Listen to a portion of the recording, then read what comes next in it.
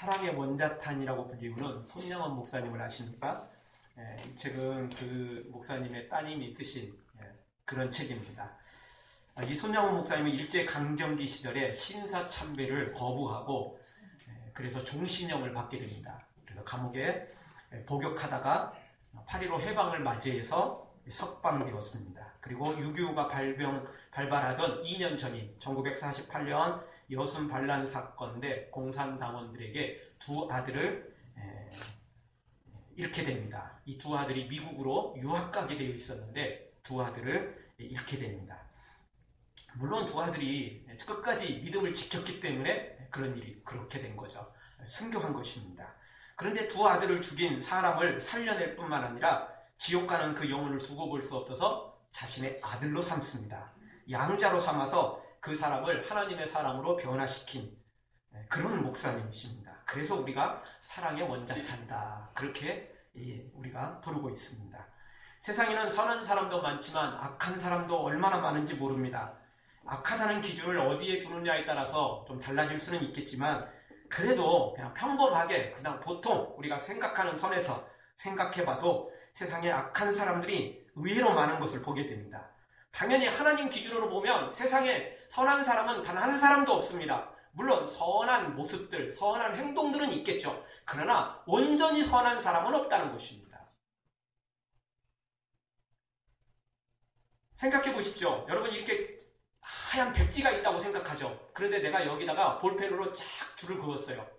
그러면 깨끗한 겁니까? 더러운 겁니까? 아니, 줄 그은 거 말고 거기 가운데다 점 하나만 찍어놨어요. 깨끗한 겁니까? 더러운 겁니까? 깨끗하지 않은 거예요. 요걸 새까맣게 칠했다고 더러운 게 아니고 가운데 점 하나만 찍혔어도 더럽게 되는 거죠. 여러분, 옷도 그렇지 않습니까? 여러분이 흰색 옷을, 깨끗한 옷을 입었어요. 그런데 이쪽에 점이 하나 딱 있는 거예요. 그러면 여러분 그거 감출 수는 있겠죠. 어느 정도. 그냥 오다 보니까 그랬어요. 그러나 더러운 건 더러운 겁니다. 완전히 더러운 건 아니지만 그래도 깨끗하지는 않은 것입니다. 우리는 다 선한 걸 가지고 있어요. 다 의로운 걸 조금씩 가지고 있어요. 그러나 하나님 앞에서 보면 온전히 의로운 건 없어요. 100% 선한 건 없다는 거죠. 그래서 로마서 말씀 보면 의인은 없나니 하나도 없으며 라고 말하죠. 그리고 성경은 우리에게 이렇게 선을 알고도 행치 않는 것도 죄라고 말하니까, 나 나쁜 일 안 저질렀거든요, 나 사기 안 쳤거든요, 나 사람 안 죽였거든요, 이렇게 말한다고 선한 게 아니라는 겁니다. 선을 행하지 않는 게 죄라는 거죠. 그래서 하나님의 기준은 엄청납니다. 우리 세상의 기준은 사람 안 죽이면 되는 거고 사기치지 않으면 되는데, 하나님의 기준은 생각만 해도 죄고, 선을 행하지 않는 것도 죄입니다. 그냥 구경만 하는 것도 죄예요. 선을 적극적으로 행해야만 선한 사람이 될 수 있는 것입니다. 자, 그런 의미에 보면 우리는 선한 사람은 아무도 없습니다. 의인은 아무도 없죠. 선한 것들은 있어도, 의로운 것들은 있어도 의인은, 선한 사람은 없다는 거죠. 그럼에도 불구하고 우리 하나님은 예수 그리스도의 보혈을 통해서, 십자가의 보혈을 통해서 우리를 깨끗게 하시고, 그리고 말씀으로 순종하는 사람들을 가리켜 의인이라 불리우고 계십니다. 우리 하나님이 우리를 의인이라고 말씀하시는데, 실제 우리가 거룩해서 의인이 아니라 예수님의 보혈 때문에 의롭게 된 거라는 겁니다. 여러분, 아무리 더러운 사람도 깨끗이 씻으면 깨끗해지는 거예요. 옷이 아무리 더러워도 세탁하면 깨끗해지는 거죠. 그렇죠? 우리가 아무리 죄를 졌어도 예수님의 보혈로 씻기만 하면 깨끗한 사람, 의인이 된다는 것입니다. 그리고 이제 우리 주님은 계속해서 그 거룩한 삶, 말씀대로 따르는 삶을 살라고 우리에게 말씀해 주고 있는 것입니다. 그런데 우리가 아무리 그렇게 살려고 해도 참 쉽지 않은 게, 선한 사람들, 그나마 좀 보통 사람들만 모여 있으면 사랑도 할 수 있고 선도 베풀 수 있을 텐데, 세상에 악한 사람들이 너무 많다니까요. 악한 사람들이 많아요. 이 손영원 목사님처럼 그렇게, 아니 뭐 특별한 죄진 것도 없는데도 불구하고 두 아들을 그렇게 죽인 거, 그 공산당들이 하는 거 아닙니까? 지네들 안 따라주면 무조건 다 죽인 거 아니에요? 감옥에 가두고 죽이는 일을 그들을 했습니다. 그럼에도 불구하고 손영원 목사님은 그 죽은 자신의 두 아들을 죽인 그 사람을 불러다가 살려내고, 그리고 아들 삼는 것을 보게 됩니다. 참 우리가 선한 사람은, 착한 사람은 사랑하기가 쉽지만 악한 사람은 사랑하기가 너무너무 어려운 것입니다. 그럼에도 불구하고 성경은 우리에게 말씀합니다. 예수님을 닮아가라. 예수님을 닮아가라고 말합니다. 손양원 목사님은 예수님을 닮아가려고 노력했기 때문에 그 일을 한 겁니다. 좋아서 한 게 아니에요.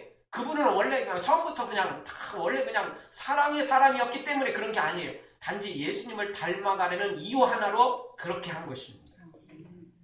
예수님은 십자가에서 죽으시며 뭐라고 기도하셨습니까? 누가복음 23장 34절에 보면 아버지여 저희의 죄를 사하여 주옵소서 자기의 하는 것을 알지 못함이니이다. 그래서 예수님을 십자가에 못 박혀 죽이는 그들을 향하여 기도합니다.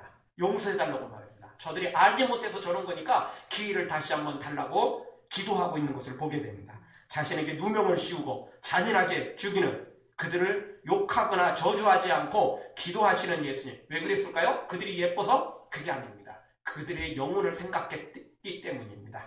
그들의 영혼을 사랑하셨기 때문에 그런 기도를 하신 것입니다. 사랑하는 성도 여러분, 이 세대가 아무리 악할지라도 우리도 예수님을 닮아 영혼을 사랑하고 그 영혼을 생각해서 구원에 내기 위하여 최선을 다하는 예수님 닮은 우리 모두가 되어지길 주의 이름으로 축원합니다. 아멘.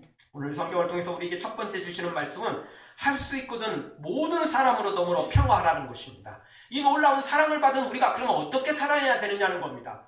우리도 원래 죄인이었어요. 손양원 목사님 두 아들을 죽인 그놈만 나쁜 놈이 아니고 우리도 우리 하나님이신 우리 아버지이신 하나님을 배신하고 사탄을 따라간 그런 배신자라는 것입니다. 우리도 하나님의 은혜를 거역한 그런 배신자라는 것입니다. 그런데 우리 예수님이 십자가에 못 박혀 죽으셔서 우리를 사랑해 주셔서 구원해 주셨다는 거죠. 그러므로 우리도 그런 사랑을 받은 우리도 이제 예수님을 본받아 서로 사랑하고 또 모든 사람으로 더불어 평화하라는 것입니다. 현대시대는 이중적인 삶을 살고 있습니다. 수많은 사람들이 자기를 피하죠. 자기 얼굴을 드러내려고 합니다. 그러면서도 막상 또 얼굴이 너무 드러나면 숨으려고 합니다. 연예인들을 보십시오. 자기 얼굴 드러내려고 얼마나 애를 씁니까? 심지어 일부러 스캔들을 일으키는 사람도 있어요. 예. 물론 정도 이상 넘어가 버리면 이제 욕을 넘어가니까 적당한 스캔들을 일으킵니다. 그러면 이제 뉴스에 오르죠. 오르락내리락 하게 되죠. 그래서 이름이 뜨는 거예요. 얼굴이 뜨는 거죠. 그렇지만 연예인들이 또 한 이야기가 뭐죠? TV에 나와서 토크쇼나 기타 등등에서 한 이야기가 뭐죠? 너무 알려지다 보니까 목욕탕도 마음대로 못 가고 어디 시장도 제대로 못 가고 어디로 못 가요. 그래서 맨날 선글라스 끼고 다니고 그래서 차에는 그냥 썬팅을 그냥 까맣게 칠하고 맨날 이러고 다닌다고 그렇게 하소연해요. 그러면서도 인기 못 얻어가지고 안달이에요. 사람들이 이렇게 이중적인 삶을 살아요. 자기 얼굴 드러내고 이름 드러내려고 하면서 동시에 또 숨어요. 몰래 숨겨요. 비밀스러운 삶을 살려고 하는 거죠. 사람들이 다 이중적인 삶을 살고 있어요. 어떻게 보면. 교회 다니는 사람도 똑같네요. 교인들도요. 얼굴을 드러내려고 하면서도 동시에 또 숨으려고 해요. 그래서 어느 동네, 어느 지역의 그 교회들을 가보면 그 교인들의 거의 반절 가까이가 등록을 안 한 사람들이 있대요.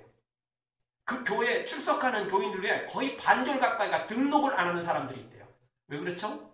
등록하면 전화합니다. 왜 오늘 빠졌어요? 그리고 귀찮다는 거예요. 또 신방 온다는 거 그거 귀찮다는 거죠. 그래서 다 싫다는 거예요. 그거 전화도 하지 마시고 당연히 전화번호 안 알려줍니다. 나오고 싶을 때 나오고 또 그냥 안 나오고 싶을 때 바쁜 일 있을 때는 빠지겠습니다. 안 나온다고 전화하지 마시고 그냥 나오면 그냥 반갑게 인사만 해주세요. 너무 아는 체 하는 것도 좀 부담스럽고 적당한 선에서만 해주세요. 너무 외면하면 나도 외롭고 또 적당한 선에서만 해주세요. 이런 겁니다. 그런 사람들이 너무 많다는 거죠. 근데 사실 그게 꼭 나쁘다고 말할 수는 없겠지만 절대 좋은 거라고 말할 수 없는 거죠. 이러다 보니까 많은 사람들이 친구 관계, 또 사랑의 관계 이런 것들을 거의 일회성 만남으로 가지려고 합니다. 깊은 관계는 별로 안 좋아해요. 왜? 부담스럽다는 거죠. 그리고 자기가 꼭 필요한 사람만, 도움이 될 것 같은 사람만, 또는 자기에게 조금 유익이 될 것 같은 사람만, 자기에게 좀 위로를 해줄 것 같은 사람만 좀 깊게 삼기려고 하죠. 그것도 너무 깊이 들어가면 또 싫어합니다. 적당한 선에서 적당한 선에서 끌어주기를 원하는 거죠. 문제는 이런 삶이 성경이 원하는 삶이 아니라는 것입니다. 성경은 모든 사람과 평화라고 말하고 모든 사람하고 이렇게 친절한 관계를 맺으라는 겁니다. 좀 사랑의 관계를 맺으라는 겁니다. 이유가 뭐죠? 하나님이 우리를 사랑하셨기 때문에 우리도 그렇게 사랑하라는 것입니다. 그것이 하나님의 사람으로서 마땅히 해야 될 것이기 때문에 그렇습니다. 심지어 성경은 원수까지도 사랑하라는 겁니다. 불신자들도 사랑하라는 겁니다. 우리를 괴롭게 하고 미워하는 사람도 사랑하라는 겁니다. 왜? 그들이 언젠가 회개하고 돌아올 하나님의 백성이 될지 모르니까. 그럼 우리가 그들에게 전도자가 되어야 되잖아요. 근데 오늘 엊그제 그 사람이 나 미워했다고 나도 미워해버리면, 나도 욕해버리면, 나도 저주해버리면 다음 만날 때 전도자로 만나기 어렵잖아요. 그럼 서로 만나면 부담스럽죠. 그래서 우리 하나님은 뭐라고 말하느냐? 모든 사람을 사랑하라는 겁니다. 모든 사람과 평화라고 말하는 것입니다. 충정로에 있는 아주 작은 식당은 점심때 돼가면 항상 10,000원이었답니다. 어느 날 한참 바쁜 시간에 젊은 여성 하나가 문을 열고 조용히 들어서서 말없이 목탁을 두드렸답니다. 그러자 여종어머니 불쑥 나오더니 우리는 예수님 믿어요. 그렇게 소리를 내고 나가라고 했답니다. 그런데 그 여성은 들었는지 못 들었는지 미동도 하지 않고 목탁 소리에 맞춰서 영문만 외우고 있었답니다. 그러자 그 여종어머니 달려나가서 여성을 문 밖으로 밀쳐내며 우리는 예수님을 믿어요. 다시 외쳤답니다. 여성은 아무 말도 없이 아무 표정도 없이 그냥 사라져 갔답니다. 시주하라는 게 아닙니다. 우리가 시주할 수 없죠. 그렇죠? 그렇지만 그냥 오는 사람 음료수 하나 줄 수 있는 거 아니에요? 물 한 그릇 대접할 수 있는 거 아닙니까? 꼭 우리는 예수님 믿어야 되니까 불교인들하고는 또는 힌두교인들하고는 다른 타 종교인들하고는 말도 섞지 말아야 되는 겁니까?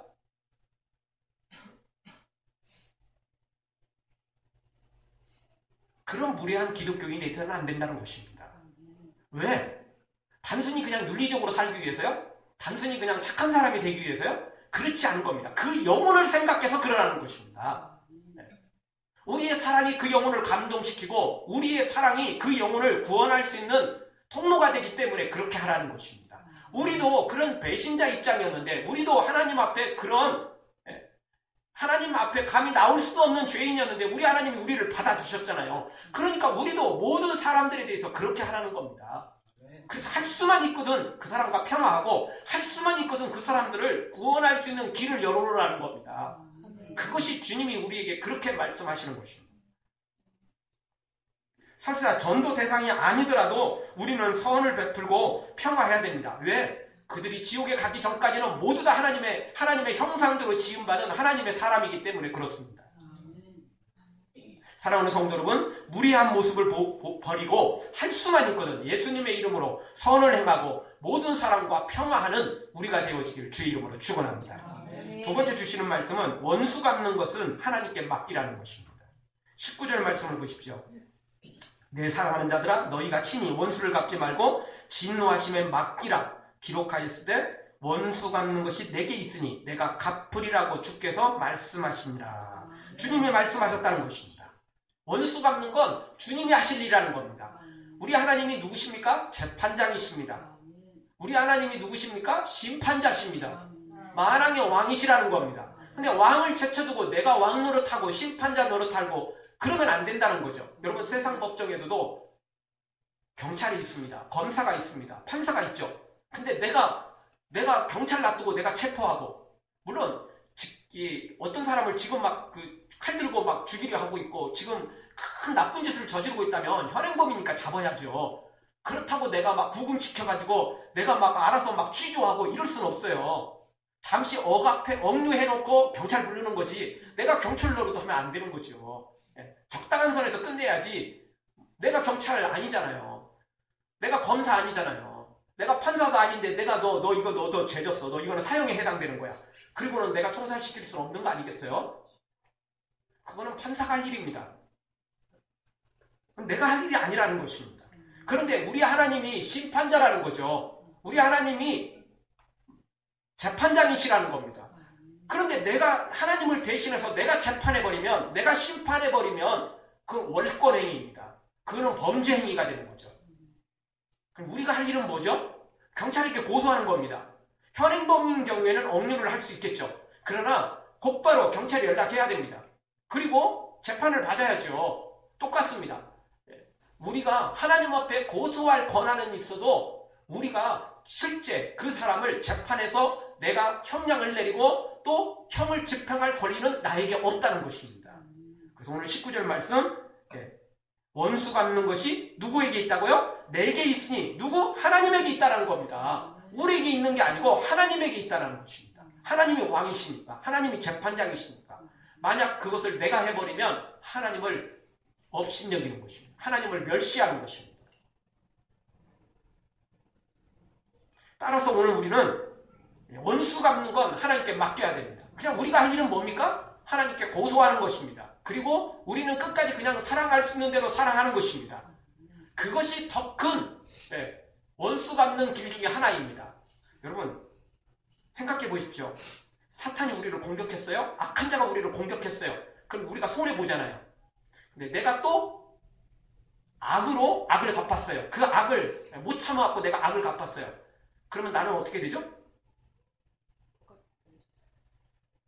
내 손해가 다 만회되나요? 마음은 후련할지 몰라요. 마음은 후련할지 몰라요. 그렇지만 현실은 나는 2번 죽는 거예요. 사탄이 날 공격해서 1번 죽었고 내가 또 악을 행함으로 또 죽었어요. 2번 죽는 꼴이에요. 그럼 얼마나 억울한 짓입니까? 얼마나 미련한 짓입니까? 사탄이 왜 우리를 공격하는 거죠? 단순히 괴롭게 하기 위해서요? 아니에요. 우리로 하여금 열받치게 만들고 우리로 하여금 열나게 만들어서 우리로 하여금 악만 남게 만들어서 우리도 악을 행하도록 만드는 게 사탄의 계략이에요. 그래서 악한 자를 우리에게 보내는 거예요. 그래서 우리를 하나님께서 멀어지게 해서 지옥으로 끌고 가려고 말입니다. 근데 우리가 거기에 동조해가지고 같이 악을 행해버리면 우리는 2번 죽는 것이 된다는 것입니다. 따라서 오늘 성경은 우리에게 뭐라고 말합니까? 원수 갚는 건 하나님께 맡기라는 것입니다. 그리고 우리는 뭘 하라는 거죠? 선을 행하라는 것입니다. 20절 말씀 보십시오. 우리 한 목소리로 다 같이 읽겠습니다. 내가 내 원수가 줄이거든 먹이고 목마르거든 마시우라. 그리함으로 내가 숯불을 그 머리에 쌓아 놓으리라. 아멘. 원수가 줄이거든 차라리 먹이라는 겁니다. 목마르거든 마시우라는 겁니다. 이러면 어떻게 되는 일이 벌어진다고요? 그 악한 사람들이 회개하면 좋겠지만 당연히 회개하면 저번에도 말씀드렸던 것처럼 그 사람이 회개하면 나한테 죄진 게 너무너무 괴롭고 또 그것이 너무너무 미안해서 완전히 새 사람 돼가지고 내 편이 된다고 그랬어요. 그 죄진 것보다 몇십 배 더 갚아준다고 그랬어요. 당연히 그렇죠. 그런데 만약 그가 회개하지 않는다면 어떤 일이 벌어진다고요? 숯불을 그 머리에, 그 이마에 쌓아놓는 격이 된다는 거죠. 왜? 하나님이 가만 놔두지 않으니까. 여러분 재판을 해도요. 저 사람이 나 한 대 때렸어요. 근데 나도 그게 맞는 게 너무 억울해가지고 나도 같이 밀쳤어요. 그래서 이제 적당한 선에서 이제 끝나고 고소가 들어갔어요. 그래서 재판한 결과 저 사람이 나를 먼저 때린 게 컸어요. 원인 제공죄예요. 근데 나도 밀쳤어요. 물론 정당방위 사고는 되지만 그래도 쌍방과실이 들어가요. 물론 상대방이 잘못이 더 크겠지만 쌍방과실이 들어가요. 그런데 반대로 저 사람은 나를 때렸는데 나는 싸움을 말리려고 했고 그 일을 조용히 끝내려고 했어요. 그런데도 저 사람이 또 달려들었어요. 그러면 어떻게 되죠? 그 사람은 가중처벌을 받는 거죠. 한 번도 잘못했지만 또 그랬다면 그건 너무너무 잘못한 거예요. 그렇게 되는 거죠. 우리 하나님 앞에 진짜 우리가 복 받는 길이 뭐냐? 우리가 2번 죽지 않고 한 번 그 죽을 것 같은 걸 다시 부활시켜서 살아나는 방법이 뭐냐? 원수에게 사랑을 베푸는 거라는 겁니다. 그러면 우리 하나님이 그 원수를 갚으시고 우리는 어떻게 된다는 겁니까? 사탄에게 받았던 악한 자에게 받았던 손해를 하나님이 다 채워주신다는 겁니다. 그러니까 진짜 사는 방법은 그거라는 것입니다. 잠깐의 감정을 위해서 우리가 2번 죽는 건 너무너무 어리석은 자입니다. 너무너무 미련한 행위, 어리석은 행위입니다. 여러분, 기적 소리가 기차를 움직이나요? 백고동 소리가 배를 움직입니까? 나뭇가지에 앉아있는 새가 나무를 키웁니까? 꽃에 앉아있는 나비가 그 꽃을 길러냅니까? 전혀 그렇지 않습니다. 기적 소리가 기차를 움직이는 게 아닙니다. 백고동 소리가 배를 밀어주는 게 아닙니다.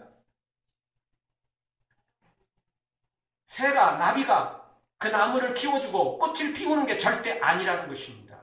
우리가 아무리 원수를 갚는다고 원수 갚는 게 아니에요. 내가 2번 죽는 것입니다.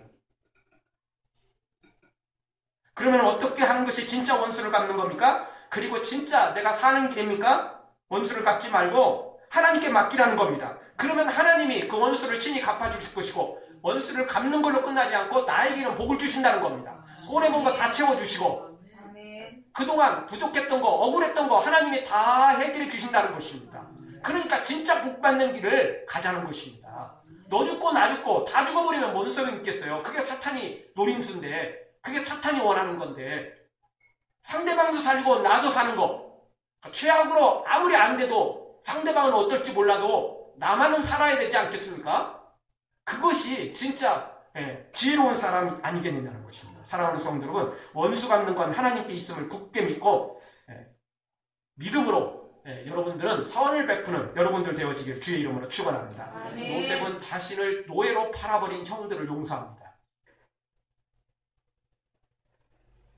사실 아버지 만나기 전에 형들 그냥 사형시켜버릴 수도 있어요. 그렇게 하지 않습니다. 용서합니다. 용서합니다. 다윗은 어떻습니까? 자신을 10년이 넘도록 자신을 죽이려 달려드는 사울을 죽일 수 있는 기회가 2번이나 있었습니다. 아주 간단히 죽일 수 있는 것. 그런 기회가 2번이나 있었습니다. 그런데도 불구하고 죽이지 않습니다. 그리고 사랑을 베풉니다. 그랬더니 하나님께서 요셉은 더욱 위대한 하나님의 사람으로 세워지게 되었고, 다윗은 이스라엘을 다스리는 위대한 왕이 됐을 뿐만 아니라 그의 자손들이 대대로 이어서 왕위를 이어갈 수 있는 엄청난 복을 주셨다는 것입니다. 아멘. 상대방이 잘못했으니까 나도 같이 악을 행해서 같이 죽어버린다면 무슨 소용이 있냐는 겁니다. 요셉처럼 다윗처럼 선을 베풀었더니 하나님이 위대하게 세우시니까, 그리고 천국 가서 상급 받고 이 땅에서도 복 받고 얼마나 큰 복을 받아 누리냐는 겁니다. 이것이 진짜 하나님의 사람이라는 것입니다. 이렇게 되기 위해서 원수 갚는 건 하나님께 맡기고 너희는 의를, 선을 베풀라라고 하나님이 말씀하시는 겁니다. 원수가 이뻐서 그렇게 하라는 게 아니고 우리가 잘 되기 위해서 그렇게 하라는 것입니다. 사랑하는 성도 여러분, 요셉처럼 다윗처럼 이렇게 하나님이 보상해 주실 걸 믿고, 또 하나님이 원수를 심판할 걸 믿고 끝까지 선을 행하는 여러분들 되고요, 예수님 닮은 여러분 되어지길 주의 이름으로 축원합니다. 아멘. 마지막 3번째로 주신 말씀은 악에게 지지 말고 선으로 악을 이기라는 것입니다. 이미 말씀을 드렸습니다. 악으로 갚으면 악에게 지는 것입니다. 악을 이기는 방법은 선을 행하는 것입니다. 악을 이기는 것은 내가 손해보는 것 같아도 선을 행하면 그게 진짜 이겨버리는 것입니다. 다른 것이 없습니다. 우리가 무슨 일이 있어도 절대 2번 죽는 일은 안 해야 됩니다. 악을 악으로 갚으면 그때 잠시 잠깐은 내 감정이 좋을지 몰라요. 그러나 원수를 갚는다고 후련해지는 거나 원수를 갚는다고 내가 잘 되는 거 하나도 없습니다. 처음에 나의 아버지 손양원 목사 이 책을 제가 잠깐 소개해드렸습니다. 이 책은 그의 딸인 이 손동희 권사님이 쓴 책입니다. 여순 반란 사건이 이제 정리가 되고 결국 이 2 아들을 죽인 그 남자는 잡히게 됩니다. 그런데 이 책을 보면 손양원 목사님이 부흥회 때문에 집을 떠나야 되는 그 시점에서 그 2 아들을 죽인 사람이 잡혔다는 소식을 듣습니다. 그리고 손 목사님은 그의 딸을 불러가지고 부탁을 합니다. 심부름을 보냅니다. 어떤 그 목사님이 한 분 계셨는데, 그 목사님을, 아주 가까운 목사님인데 그 목사님을 보내서 이 사람을 살려내라. 죽이지 말고 살려내라. 그리고 집으로 데려와라. 이런 이야기를 딸에게 이야기합니다. 그런데 이 저자인 이 손동희 권사님이죠. 그때는 이제 청소년 때겠죠. 그래서 이 딸은 아버지한테 그렇게 말합니다. 때려 죽여도 시원치 않을 그 원수를 살려내고 아들을 삼겠다고요? 그러면서 아버지하고 이제 말다툼을 시작합니다. 그래서 이 책을 보면 아버지하고 그때 막 싸웠다. 내가 아버지 말에 한 번도 불순종한 적이 없었는데, 대든 적이 없었는데 이때만큼은 아버지하고 싸웠다라고 이 책이 소개하고 있습니다. 그렇죠. 네. 때려 죽여도 시원찮을 사람을 살려내서 아들로 삼겠다는데 그게 가능한 일이겠습니까? 그런데 이 책의 258쪽에 가보면 그때 송 목사님이 딸에게 이렇게 말합니다. 성경을 보아라. 원수를 사랑하라고 하였다. 용서만 갖고는 안 된다. 사랑하기 위해 내가 아들을 삼으려고 하는 거다. 생각해봐라. 아브라함은 제단에 이삭을 드렸는데 아브라함의 그 시험과 내가 우리 아들을 죽인 저 사람을 살려내서 아들로 삼는 시험 중 어느 시험이 더 크겠느냐? 어느 시험이 더 크겠습니까? 아들을 자기 손으로 죽여야 될 상황이 더 크겠습니까? 아니면 죽인 아들을 살려내는 게 더 크겠습니까? 사람마다 조금씩 차이가 있겠지만 둘 다 어려운 건 사실이지만 그래도 따지자면 차라리 그냥 죽인 사람 살리는 게 낫죠. 아브라함은 그 어려운 시험도 했잖아요. 믿음으로 이겨냈잖아요. 그래서 손양원 목사님은 그 딸에게 그렇게 설득을 했다는 겁니다. 그래서 여기 이 책 저자에 의하면 그 이야기를 듣고도 자신은 너무너무 갈등이 있었다는 거예요. 그러나 아버지 말에 결국 순종하고 그 목사님을 찾아가서 그 사실을 전해주었고 결국은 그 사람을 살려냅니다. 그리고 데려와서 아들을 삼습니다. 아들을 삼습니다. 참 우리가 못할 일이죠. 못할 일이죠. 그래도 손양원 목사님은 했습니다. 왜 그랬을까요? 이유가 뭘까요? 그는 대단한 사람이라서 그럴까요? 그렇지 않습니다. 그는 예수님 닮기를 원했기 때문에 그렇습니다. 그리고 예수님 닮은 사람은 당연히 그렇게 살아야만 되는 것입니다. 여러분 지금 현대시대는 짝퉁이 너무 많습니다. 그런데 문제는 교회 안에도 짝퉁이 있다는 거예요. 예수님의 제자가 가짜 제자가 너무 많아요. 짝퉁 제자가 너무 많다는 것입니다. 말로는 예수님 닮는다고 그러고 말로는 예수님의 제자라고 말하면서도 예수님을 따라가지 않아요. 예수님을 닮지 않은 겁니다. 일부만 닮아요. 그리고 많은 부분에서 예수님을 닮지 않습니다. 거절합니다. 그리고 자기 식대로 자기 마음대로 살아가는 겁니다. 그래서 원수 갚는 건 친히 원수 갚아버리고 하나님은 뭐 하늘에서 벼락 내리는 것도 아니고 뭐 당장 뭐 그를 죽이는 것도 아니니까 내가 하리라 이렇게 결정을 내버린다는 겁니다. 자기 마음대로 다 한다는 겁니다. 그러면서 아쉬울 때만 하나님 찾고 하나님 도와주십시오. 제가 주여 했습니다. 주의 이름으로 제가 이렇게 봉사하고 있습니다. 그렇게 말한다는 것입니다. 짝퉁입니다. 가짜입니다. 진짜 예수님의 제자라면 예수님을 닮아가야 되는 것입니다. 혹시 우리가 사람인지라 우리가 감정의 사람인지라 내가 감정대로 했다 할지라도 회개하고 다시 돌아와서 예수님을 닮은 그 길을 걸어가야 된다는 것입니다. 진짜 원수 같은 경우 때려 죽이려고 손을 들었다가도 칼을 들었다가도 다시 회개하고 그를 가슴에 품어 안고 눈물 흘리며 사랑을 베풀 때 그게 진짜 예수님 닮은 사람이 아니냐는 것입니다.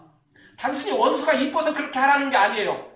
누구를 위해서? 나를 위해서 하라는 겁니다. 여러분을 위해서 그렇게 하라는 것입니다. 그것이 하나님의 자녀로서 마땅히 살 길이라는 겁니다. 그럴 때 하나님이 복을 주시고 그럴 때 하나님의 복을 받은 자격이 우리에게 있는 것입니다. 오늘 말씀 정리하겠습니다. 세상에 너무 가짜가 많습니다. 짝퉁이 많습니다. 우리도 그런 짝퉁 되면 안 됩니다. 짝퉁이라는 게 뭡니까? 처음부터 100까지 다 틀린 건 짝퉁이 아니에요. 비슷해요. 거의 비슷해요. 근데 조금 틀리는 거예요. 조금 틀린 게 짝퉁이라는 겁니다. 예수님과 거의 비슷해요. 교회도 잘 나와요. 기도도 잘해요. 봉사도 해요. 헌금도 해요. 그러는데 조금 틀려요. 뭐죠? 원수 갚는 건 내가 하고 원수 갚는 건 하나님께 못하겠다는 거죠. 내가 갚아야 된다는 거죠. 이런 건 도저히 못하겠다는 겁니다. 다 하나님 뜻대로 해도 나 이것만큼은 못합니다. 내 눈에 흙이 들어가도 이거는 못합니다. 그러다가 진짜 못 들어갑니다. 진짜 지옥에 떨어진다고요. 그건 예수님 믿는 게 아니에요. 예수님을 믿는다는 건 100% 일이 많은 겁니다. 100% 맡기는 것입니다. 내 뜻이 아니어도 내 원대로 하는 거 아니어도. 그래서 예수님이 겟세마네 동산에서 그렇게 기도하지 않습니까? 이 잔이 내게서 지나가기를 원합니다. 그러나 내 뜻대로 마옵시고 누구의 뜻대로? 아버지의 뜻대로 되기를 원합니다. 그것이 예수님을 믿는 사람의 모습이고 예수님의 제자의 모습인 것입니다. 오늘 다시 한번 우리 마음 가는 대로 하면 안 됩니다. 우리 그냥 감정 가는 대로 하면 안 됩니다.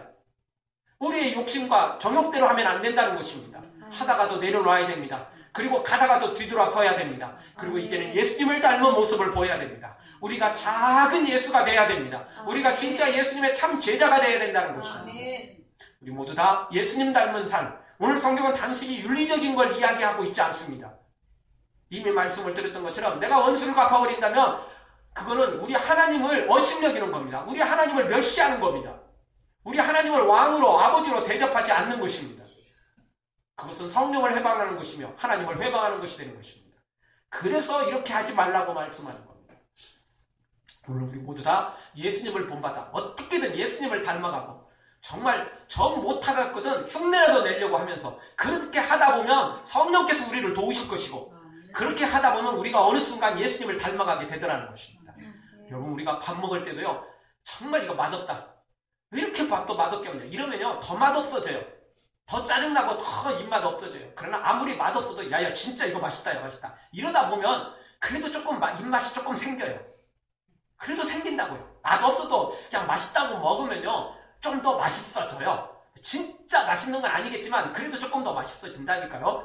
우리가 힘들어도 어려워도 예수님 따라가면 흉내라도 조금 내다 보면 나도 모르는 사이 예수님 닮아가게 되어 있는 것입니다. 여러분 모두 다 어떤 어려운 일이 있어도 어떤 내 감정이 허락하지 않더라도 어떻게든 예수님을 닮아가고 예수님을 흉내내고 단순히 외적인 흉내가 아니라 마음을 중심을 들이고 그렇게 못한 것이라면 그렇게 못하고 있다면 십자가 앞에 엎드려서 주님 저는 죄인입니다. 저는 사랑하고 싶어도 사랑할 수가 없습니다. 그러니 저를 도와주십시오. 그렇게 간구해서 예수님을 닮은 여러분 되어지기를 주님으로 축원합니다. 아멘. 기도하겠습니다. 우리 동서로 한번 기도할 때 주님 우리가 예수님 닮기를 원합니다.